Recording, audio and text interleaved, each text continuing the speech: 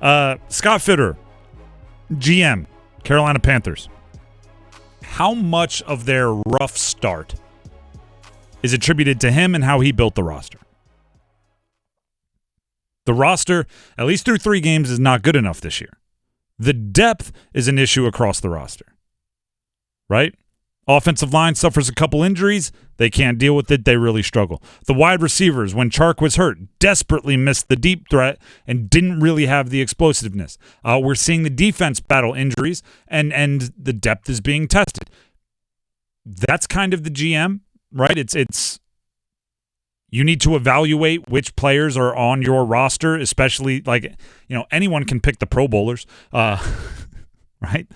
We should extend to that. Like Brian Burns, we should extend that guy. Look at that. I'm a genius talent evaluator. No. The more difficult thing to do is to evaluate who you're going to pick in the 3rd round to be the defensive end behind Brian Burns. And you pick DJ Johnson, traded up for him, and he can barely get on the field. The depth is showing. Hasn't even gotten on the field. True. He actually dressed week 1 against the Atlanta Falcons and did not play a snap, both Healthy defense scratch. nor special teams. And he was in uniform. And then he's been active the last 2 weeks. So here's how bad that pick is looking at the moment. And he's not super young, I don't believe. I don't think it's like a long-term project. It's not like drafting a 18-year-old European in the NBA where it's like we're not expecting him to play at all for 3 years anyway. Yeah, he's 24. Yeah, so he's someone you traded up most likely to contribute, and he's not. It's bad when I say could barely get on the field. And it's like, correction, actually, it's worse than that. I have to look, but he might just be barely younger than Brian Burns.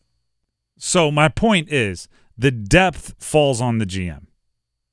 That you're the guy that's supposed to find the diamonds in the rough. You're the guy that's supposed to find the cheap veterans or the late round picks to complete a roster that can be. I've talked about this. Backups in the NFL are like the little donut tire that you have under your trunk. Right? When you blow out a tire, when you have a flat, you put on the little donut. They don't have to be able to drive you right from here to California, but they have to be able to get you to the nearest auto body shop or to home. You're the one that's supposed to find the little donut tires that can keep it on the road, get you moving for a couple weeks while other guys get healthy. Here's Frank Reich on everybody's getting hurt, and that includes Bryce. We're going to get to the point here in the year where there's probably a few players that are 100% anymore. So it doesn't have to be 100%, but he just needs to be able to function and play, winning football. And again, that will come down to asking him how he feels, watching him on the practice field, talking to the doctors and trainers, looking at, how his ankle responds. I'm not fretting over it. It's going to play itself out, and we're confident however it plays itself out. You're confident in how it plays itself out. Listen, your starting quarterback gets hurt. I don't blame the GM for that. Right? You're going to yell out 2018 Eagles, and I'm going to say that's the outlier, not the rule. If your starting quarterback gets hurt, your entire outlook on the season changes, and I'm fine with that. However, if one of your interior offensive linemen gets hurt, and your entire outlook on the season changes, you probably didn't have the depth you needed offensive line. But here's the thing, right? That's the rough part. That's the part where Scott Fitterer has to, right, put one hand on either side of the sink and make some eye contact with himself in the mirror and have a real conversation. Here's the good news. The good news is the roster building thing, specifically on offense, is only a failure if you don't build and support and learn how to build and support Bryce Young. It's only a failure if you look at this season and don't know exactly what you need. I've used this example, and I actually see some similarities. Tua and Bryce, both Alabama, both undersized, although Tua's a little bit thicker. Neither have the Josh Allen arm, but both have enough arm, right? Like there's some similarity. Both timing receivers or timing passers. Both played with very good wide receivers in college. Like there's a lot to get at.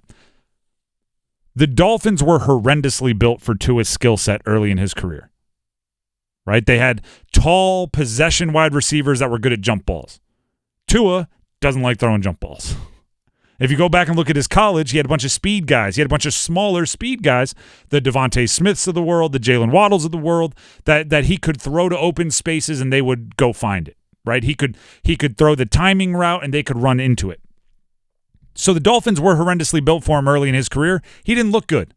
Do you remember the moments where the world was screaming that Tua was a bust? Doesn't even feel that long ago, right? Guess what they did this past weekend? He scored 70. Did you see the mic'd up? Did you see the mic'd up, Dennis? I am a sucker for a good mic'd up. Where Tyreek Hill was asking, can we do the celebration? They're ahead by like 60. And Tyreek's going, can we do the celebration we worked on? And in the huddle, before he calls the play, Tua looks at the team and says, hey, after we score right here, we're going to do the celebration that we worked on. Then he calls the play. Then they score a touchdown. Then they run into the end zone and do a conga line.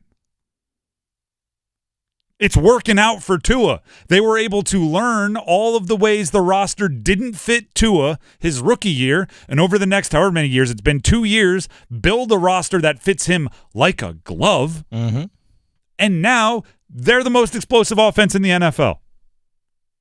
They scored 16 more points this past week than Carolina has scored the entire season. Tua told the reporters today that he's having the most fun he's had since playing in college. You think? Yeah. If you're not having fun, I'd be questioning You have things. wide receivers running open, and you're throwing them open all over the place. And every time you hand it off, Devon Achane, he changed the pronunciation of his name after his billion touchdown game. Yeah. Or Raheem Mostert. Or Mostert. Or like Jalen Waddle didn't even play, you scored 70. Yeah. Every time you hand it off, they score. Every time you throw it, they score. Of course you're having fun. That's a team that learned and then corrected. I don't think the Dolphins would look at his rookie year and say it was a failure. They would say it felt like a failure at the time, but if we didn't have that, we wouldn't have learned, we need to get rid of Devontae Parker. We need to get rid of Preston Williams. We need to get rid of Mike Gesicki. We need to bring in Tyreek Hill. We need to bring in Jalen Waddle. Even if that means spending a lot to do it, that's what he needs. But also the key part of all that, got a new head coach and new play caller too. Mike McDaniel. And that might have been upper management saying, all right, we need to get a more modern, more similar to the style that he played at Alabama coordinator. Mm-hmm. Right? Was it Chan Gailey was the offensive coordinator for Tampa when he wanted Fitzpatrick and not Tua? It was a whole thing. That guy, in football terms, is a dinosaur. Yeah. Mike McDaniel is like a newer species that hasn't even been invented yet. He's like my age, literally. Yeah, I was going to say, that's not even an exaggeration. He's not like your age. He's like, he gets references that the players don't, he makes a reference in a team meeting, and the players are like, what is that? He's like, oh, sorry, Gen Z thing. So, that's the blueprint, right? This year, and I know it's only 3 games in, but this year might look like a failure to the Panthers. But it's not, as long as they learn exactly what Bryce Young needs, and the front office, the GM, the ownership are able to put all of those things in position over the next year or two. And if that happens, they're going to look back and go, yeah, you know what? We had to get rid of this. We had to change that. We had to switch the play caller. We had to start doing more of RPO game. We needed to do these things that very obviously we weren't doing and he was thirsting for. I said this earlier. So much in the NFL is about gathering information. Sometimes it's about gathering what doesn't work. Mm-hmm. Right? Okay, that doesn't work. Cross it off the list. Let's try something else. Okay, that doesn't work. It's like just because I've been doing a lot of like home improvement stuff, a little DIY. It's like trying to figure out an unlabeled breaker box, right? You turn on the light in the living room when you're going to put the fan in the living room. Then you have somebody go out to the breaker box in the garage. You flip off the breaker. Was that it? Nope. Okay, turn it back on, flip the next one. And it's just as valuable to know which of these breakers doesn't turn off the light in the living room, because you can eliminate it. So guess what? Whatever you have with Carolina thus far, it's not working. Write it down. Did not work, right? Breaker box number 1, not the living room. Write it down. Breaker number 2, not the living room. Write it down. That's the only way this becomes a colossal failure for Scott Fitterer. He tried something. He thought what he needed was Miles Sanders and Adam Thielen and Hayden Hurst. Doesn't look like it's working right now. It's either the play calling or it's this other thing or it's this other thing. Try something new now. That's the only way you save this. That's the only way the Dolphins can look back at Tua's rookie year and go, you know what? It wasn't a failure. We eliminated a lot of ideas. Mm-hmm. Got us to where we are. Now we're scoring 70 on the Broncos.